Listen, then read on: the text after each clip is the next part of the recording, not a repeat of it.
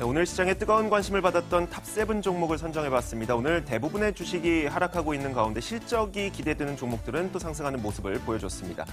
자, 먼저 탑7 종목 어떤 것들이 있는지 하나하나 살펴보도록 하죠. 먼저 탑7 종목으로 저희가 설정한 것은 NC소프트와 바로 넷마블 게임즈입니다. 실적 발표를 앞두고 두 게임사의 주가 희비가 엇갈리고 있는데 일단 넷마블 게임즈는 기대되는 신작이 없는 가운데 1분기 실적이 저조할 것이라는 그런 우려감이 작용하면서 하락하고 있고요. 반대로 NC소프트는 리니지M이 꾸준한 성과를 내면서 주가가 상승하고 있습니다. NC소프트의 주가 상승이 아주 크진 않습니다만 이렇게 실적에 따라 엇갈리고 있다는 모습이 나타나고 있습니다. 자, 이어서 에머슨 퍼시픽 한번 볼 텐데요. 에머슨 퍼시픽은 원래 리조트 사업을 하는 기업이죠. 근데 남북 관계가 개선이 되면서 금강산 관광이 재개된다면 이와 관련된 리조트의 수혜가 있을 것이고 또 한중 관계가 개선되면서 여기에 관련된 리조트가 또 수혜를 받을 수 있을 것이라는 그런 분석이 나오면서 에머슨 퍼시픽은 현재 9% 넘게 상승하고 있습니다. 자, 이어서 대원 한번 보겠습니다. 이 코스닥 시장에 상장된 건설사인데 대원이라고 하니까 도대체 어떤 건설사야? 뭐 이렇게 헷갈리시겠지만 대원 칸탑이라면 요거 만드는 건설사구나 아실 텐데요. 자, 이 대원이 요즘 주가가 상승하고 있는데 국내 한 증권사에서 베트남 개발 사업을 확대할 것으로 보이고 그렇다면 실적이 개선될 것이라는 분석을 내놓으면서 기대감이 작용하고 있는 것 같습니다. 오늘 시장에서도 2% 정도의 상승을 기록하고 있습니다. 자, 이어서 탑4 종목으로 저희가 엔터주를 한번 설정을 해봤는데 한한령이 풀릴 것이라는 기대감으로 최근 굉장한 상승을 이끌었던 종목들이 바로 엔터주죠. 오늘 시장에서는 대부분 하락하고 있어요. 아직 뭐 분명한 해석이 나오고 있진 않지만 지금 시점에서는 뭐 시장 전체적으로 하락하면서 그동안 수익이 많이 났던 종목들 위주로 차익 실현이 나오는 게 아닐까 이렇게 추정할 수밖에 없겠죠. 자, 이어서 한국전력도 한번 보겠습니다. 한국전력은 지난 2016년만 하더라도 6만 원 넘어서 고점을 찍었던 그런 주식이었었는데 최근 들어서는 거의 3만 원까지 주가가 반토막 났었죠. 그런데 지난 3월 말부터 급등하기 시작하더니 거의 한 6거래일 만에 13% 넘게 상승하고 있거든요. 이게 그냥 그동안 많이 내려왔으니까 올라오는 건지 아니면 추세가 방향이 전환된 건지 저희가 잠시 후에 들어보도록 하겠습니다. 현대차그룹주도 볼 텐데 현대차그룹이 순환출자고리를 끊는다고 하자 갑자기 기업 사냥꾼인 엘리엇이 나타나서 내가 1조 원을 들고 있어 그러면서 구체적인 로드맵을 제시해라 이렇게 나타났죠. 그런데 그러면서 주가는 더 오르고 있는데 과연 엘리엇과 현대차그룹주의 지배구조 개편은 어떤 연관성이 있는지 이게 투자자 입장에서 호재인지 잠시 후에 또 들어보도록 하겠습니다. 자, 네이버와 카카오도 들을 텐데요. 그동안 꾸준히 외국인의 사랑을 받아왔던 네이버와 카카오가 오늘 크게 밀려나고 있는데 요즘 증권사에서 나오는 리포트를 보니까 1분기 실적에 대한 우려감 혹은 의구심 이런 것들이 나오더라고요. 그러다 보니까 주가가 하락하고 있는 거 아닐까라는 생각이 듭니다. 자, 카카오는 3%대의 하락을 보이고 네이버는 현재 약 3%대의 하락을 같이 기록을 하고 있습니다. 자, 먼저 저희가 오늘은 스타인베스트 윤동식 대표와 함께 이야기를 나눠보도록 하겠습니다. 어서 오세요. 예, 안녕하세요. 자, 먼저 시장 질문부터 드려볼게요. 한시부터 왜 갑자기 빠졌을까요? 뭐 결국은 수급적인 이유지 않나라고 네네. 생각을 하는데 저번 주에도 똑같은 질문을 하신 거 혹시나 기억을 하신지 잘 모르겠어요. 그때는 이제 바이오주였었죠. 그때 제가 뭐라고 말씀드렸냐면 지수가 향방이 어떻게 될 거냐고 물어보셔서 삼성전자 기준으로 235만 원이 바닥이니까 매수하셔라. 예, 지금 삼성전자 235만 원이죠. 그러니까 어차피 놓고 보면 그 당시에도 말씀드렸듯이 지금 해외 다우존스 같은 경우도 23,000까지는 열어두셔야 된다라고 말씀을 드렸는데 예, 죄송합니다. 23,000을 놓고를 하려고 지속적으로 하방을 좀 치고 있는 상황이죠. 우리나라 증시도 마찬가지로 움직이고 있는 상황이고 우리나라 대표주인 삼성전자 같은 경우는 어차피 235만 원까지는 좀 열어두셔야 되는 차트였기 때문에 삼성전자가 좀 많이 밀리죠. 밀림과 동시에 거래소도 같이 밀리는 패턴을 보고 있는데 어떻게 보면 좀 당연한 기술적인 자리 아닌가라고 생각을 하고 있기 때문에 시장의 추세의 전환보다는 기술적인 조정 국면이다라고 생각을 하시는 게 좋을 것 같습니다. 네, 알겠습니다. 좀 그래도 마음이 안심이 되네요. 그렇게 말씀을 해주시니까. 알겠습니다. 자, 네이버와 카카오 저희가 한번 좀 본격적으로 볼게요. 종목들에 대한 이야기인데 1분기 실적에 대한 우려감이 있는 게 카카오고요. 또 1분기 실적이 얼마나 좋을 것이냐 의구심이 드는 게 카카오인 것 같아요. 어쨌든 간에 1분기 실적에 대해서는 좀 의심하는 경향이 있어서 이 종목들을 어떻게 보십니까, 지금? 의구심이 있는데 주가가 고점이다. 네. 그러면 의구심이 진실로 드러나면 주가는 하락이죠. 그렇죠. 근데 의구심이 있는데 주가가 많이 하락했다. 네. 그럼 의구심이 해소되면 주가가 어떻게 나올까요? 반등하겠죠? 예, 카카오 같은 경우는 주가가 급락을 많이 했죠. 네네. 과거 16만 8천 원대 대비해서 최근 들어서 260일선 바짝 붙이는 12만 4천 원까지 거래되고 있는데 제가 생각하기에는 이 종목 같은 경우는 쌍바닥, 그러니까 전 저점인 12만 원 부근이 온다고 하면 조금 뭐 분할 매수 관점에서 좀 접근을 해보셔도 좋지 않나라고 생각을 하고 있고요. 카카오뿐만 아니라 네이버 같은 경우도 주가를 많이 급락하고 있는 상황으로 지금 보여지고 있는데 네. 네이버 같은 경우도 지금 75만 4천 원이니까 전저점인 71만 원을 만나러 갈 가능성이 굉장히 높지 않나라고 생각을 하고 있습니다. 네. 최근 들어서는 뭐 팀쿡이 이런 얘기했죠. 페이스북과 관련돼서 뭐 개인 정보를 이용해서 돈을 버는 회사다. 네이버랑 다음도 뭐 비슷한 사업 구조를 가지고 있는 회사이기 때문에 그런 이슈, 악재를 머금고 주가가 조금 하락하고 있는 패턴을 보이고 있지 않나라고 생각을 하고 있고요. 네, 네. 카카오 같은 경우는 이제 또 최근에 그 카카오 택시 유료화 산업을 했죠. 네네. 그러니까 처음에 런칭했을 때는 유료화를 안 하겠다라고 얘기를 했는데도 불구하고 향후에 이렇게 점차적으로 좀 유료화하는 부분들이 어떻게 보면 좀 시장에 부정적인 영향, 그러니까 굳이 유료화까지 해서 누가 콜택시를 타지 카카오 택시를 이용하겠냐는 이런 부정적인 영향, 마케팅 비용을 너무 많이 쓰면서 돈만 쓴 게 아니냐라는 의구심 때문에 주가가 많이 하락하고 있는 패턴을 보이고 있기 때문에 분명히 두 회사 모두 성장하는 기업은 분명합니다. 하지만 네. 어느 정도 조정은 있을 거고 어느 정도 뭐 시장에 시행착오는 겪을 거니까 그런 부분 당연히 주가에 좀 반영돼야 되지 않나라고 생각을 하고 있습니다. 그럼 그게 다 반영됐다면 그러니까 다 반영됐다고 판단을 하신다면 좋아요에 대한 의견을 주실 것 같고요. 아직 다 반영됐는지 확실치 않다면 글쎄요에 대한 의견을 주실 것 같은데 둘 중에 어떤 거 선택하시겠어요? 글쎄요를 드리는 건 맞는데요. 네네. 그 글쎄요를 드리는 이유는 저는 개인적으로 카카오는 괜찮게 보고요. 네. 네이버 같은 경우는 조금 더 하락폭이 나오지 않겠는가라고 생각을 하고 그래요? 있기 때문에 둘 중에 하나만 선택을 해서 글쎄요를 좀 드리고 싶습니다. 알겠습니다. 일단 저희가 그 두 개를 같이 통틀어서는 글쎄요 드렸는데 그럼 카카오는 좋아요 의견을 주시겠어요? 예, 카카오는 좋아요. 네이버는 글쎄요를 드리도록 하겠습니다. 네, 알겠습니다. 자, 여기까지만 하죠. 그리고 이어서 두 번째 종목 보도록 하겠습니다. 현대차 그룹주. 현대차를 비롯해서 현대모비스, 현대글로비스까지 엘리엇이 나타나서 내가 당신들의 지분을 1조 원가량 들고 있습니다라고 나타나니까 주가가 올랐어요. 원래 이 엘리엇하고 현대차 그룹주의 지배구조하고 어떤 연관이에요?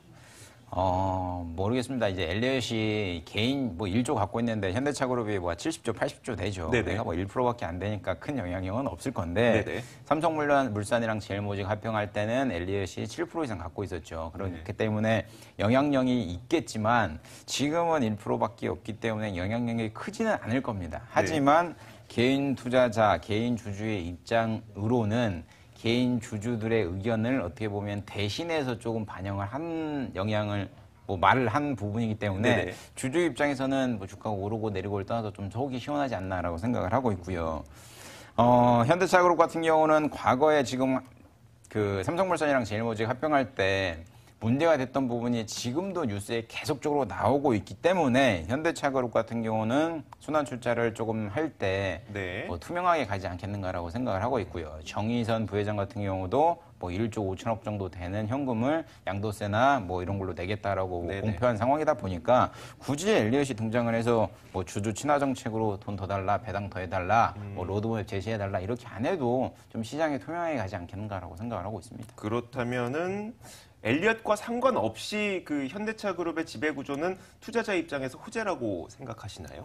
그러니까 엘리엇이 이제 코멘트를 한 거는 주가의 방향성이 굉장히 좋을 거라고 생각을 하고 네네, 있는데 네네. 업황에 대해서는 부정적으로 말씀을 드리고 싶고요. 네. 그렇기 때문에 이슈로 인한 기술적 반등이나 그런 부분은 굉장히 좋은 호재다. 그러나 실적이나 국내 MS 가져가는 거 점차적으로 감소되는 패턴 그리고 네, 네. 중국 쪽 사드 문제 관련해서 아직 회복 못하는 거 그리고 원엔달러 하락하는 거 좋은 거 하나도 없죠. 네. 그러니까 그런 부분에 대해서는 좀 부정적 이렇게 정리하는 게 맞는 것 같습니다. 그렇다면 의견을 종합적으로 한번 들어볼게요. 지금 긍정과 부정이 좀 혼재하고 있는 상황이어서 좋게 보십니까? 글쎄요입니까? 나빠요입니까?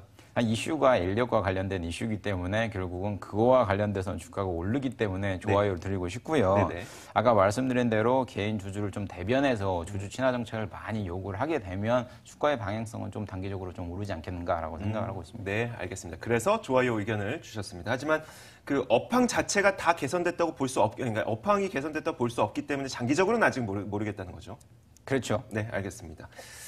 자, 이어서 한국전력도 볼 텐데요. 한국전력이 사실 그 오래전부터 들고 계셨던 분들은 거의 굉장히 힘든 시간을 보내고 계실 겁니다. 6만 원에서 거의 3만 원까지 떨어지고 나서 이제 겨우 반등하고 있는데 이거 왜 반등하는 것 같으세요?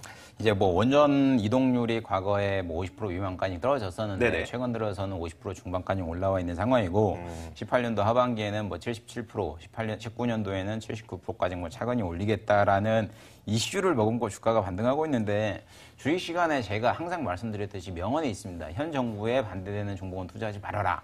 네. 지금 현 정부는 탈원전 정책이 굉장히 중요한 뭐 산업 중에 하나죠. 근데 그것 때문에 한국전력은 급락을 하고 있는데 굳이 뭐 이렇게 종목이 많은데도 불구하고 뭐 탈원전 현 정부에 반대하는 기업을 투자를 해야 되는가라는 의구심은 좀 드는 상황이다 보니까 네네. 만약에 뭐 물렸던 분들이라면 아니면 손실폭이 적거나 아니면 뭐 바닥에 매수하신 분들이라면 기술적 반등 뭐 이 정도로 생각을 하시는 게 좋지 않나라고 생각을 하고 있습니다. 주가 전망은 좋아요, 나빠요, 글쎄요 가운데 저는 좀 짐작할 수 있겠는데 어떤 의견입니까? 뭐 나빠요 드리고 싶고요. 주식 투자라는 게 뭐 하루 이틀하고 끝날 건 아니기 때문에 네네. 중장기적으로 보신다고 하면 더 괜찮은 종목 투자하시는 게 좋지 않나라고 생각합니다. 네, 알겠습니다. 자, 저희가 시간이 얼마 남지 않았지만 더 보겠습니다. NC소프트 그리고 넷마블 게임즈 사실 그 지금 실적에 대한 기대감도 엇갈리고 있는 것 같고요. 신작에 대한 기대감도 많이 엇갈리고 있는 것 같아서요. 그리고 우리나라를 대표하는 두 개의 그 양대 게임사이기 때문에 한번 비교해 주시죠. 넷마블 게임즈, NC소프트 굉장히 조금 안 좋죠. 네. 뭐 시장의 뉴스를 찾아보면 넷마블 게임즈 같은 경우가 실적이 안 좋다가 아니라 안 좋을 것 같다. 네. 그렇기 때문에 주가는 7% 하락 중이다. 그러니까 결국은 찾아보면 리니지 레볼루션 같은 경우가 일매출이 계속 줄고 있죠. 근데 작년 4분기 같은 경우는 일매출이 한 26억 정도 나왔는데 네. 올해 1분기에는 또 20억 정도로 좀 감소되지 않겠는가. 그리고 테라 M 같은 경우도 일매출이 2억 미만으로 나오지 않겠는가. 그리고 중국의 뭐 2분기에 리니지 M 레볼루션을 뭐 판호를 획득해서 출시를 해도 이미 주가에 반영이 돼 있지 않나라는 뭐 악재 플러스 악재가 뭐 주가를 뭐 밀고 있는 상황인데 결국은 그런 부분은 조금 안 좋은 것 같습니다. 안 좋기 때문에 하반기에 그 레볼루션 중국 판호를 뭐 획득을 하더라도 그 외에 여러 가지 다른 게임을 좀 판호를 획득할 가능성이 있기 때문에 실적이 안 나온데도 불구하고 이미 이렇게 주가 급락이 나온다는 거는 뭐 시장에서는 OP 기준으로 한 800억 정도 예상을 하고 있는 걸로 좀 보여지고 있는데 조금 안 좋아지는 걸 조금 애매한 상황이라고 보여지는 게 맞는 것 같고요. 네네. NC소프트 같은 경우는 참 저는 NC소프트 대단하다고 생각하는 게 뭐냐면 네. NC소프트 같은 경우는 영업이익 기준으로 뭐 과거 2천억 전후로 매년 돈을 버는 회사였었는데 그거를 모바일로 넘겨왔죠. 쉽게 말해서 리니지라는 게임 자체를. 근데 이제 이쪽에서 수익 창출됐던 게 또 하나의 1+1 구조로 가면 되는데 이 호주머니에 있는 매출을 이 호주머니로 넘어올 가능성이 굉장히 큽니다. 그리고 온라인 게임 같은 경우는 이 고정 유저들이 있기 때문에 이탈률들이 거의 없는데 네. 모바일 같은 경우는 온 국민이 다 아시다시피 생명력이 굉장히 짧습니다. 그렇다 보니까 중독성도 작기 때문에 만약에 매년 2천억씩 버는 회사가 모바일로 넘어갔는데 뭐 한 1, 2년 동안 뭐 5천억씩 번다 치더라도 네네. 그 이후에 뭐 안 좋아져서 500억, 1,000억으로 떨어진다고 하면 오히려 NC에게는 굉장히 안 좋은 상황인데 이런 도전적인 측면을 한번 해보자라고 해서 간 거는 굉장히 긍정적으로 보여주고 있고요. 결국은 좀 애매하다는 이야기인 것 같네요. 시간이 얼마 남지 않아서요. 예. 네, 결론 좀 내려주시죠. 예, NC소프트 같은 경우는 뭐 괜찮아요, 좋아요 드리고 싶고요. 네네. 넷마블 게임즈 같은 경우는 글쎄요 드리고 싶습니다. 네, 알겠습니다. 자, 저희가 오늘 꽤 많은 종목들을 봤는데 내일장 탑픽 한 가지만 골라주시죠. 탑픽은 기술적인 측면에서 보면 카카오가 가장 좋지 않겠는가라고 생각을 하고 있습니다. 알겠습니다. 자, 내일장 탑픽까지 저희가 짚어봤습니다. 자, 오늘장 마감 얼마 남지 않았죠. 저희가 마감 종가까지 확인하고 다시 돌아오도록 하겠습니다.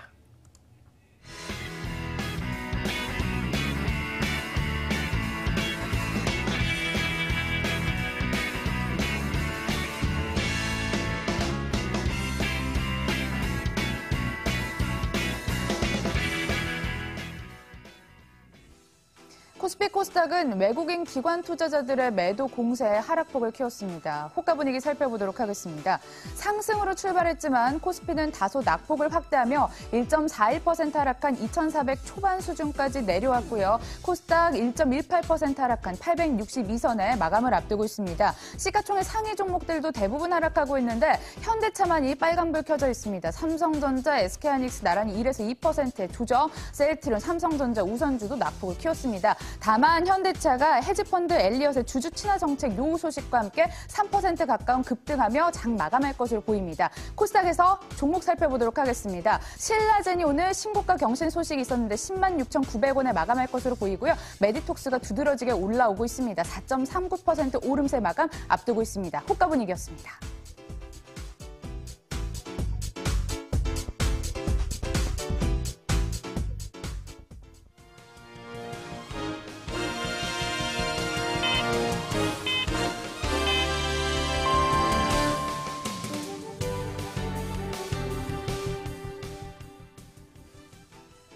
4월 4일장이 마감됐습니다. 마감가 분위기도 함께 살펴보도록 하겠습니다. 밤사이 미국 증시는 반등하면서 마감을 했지만 국내 증시는 좀처럼 힘을 내지 못했습니다.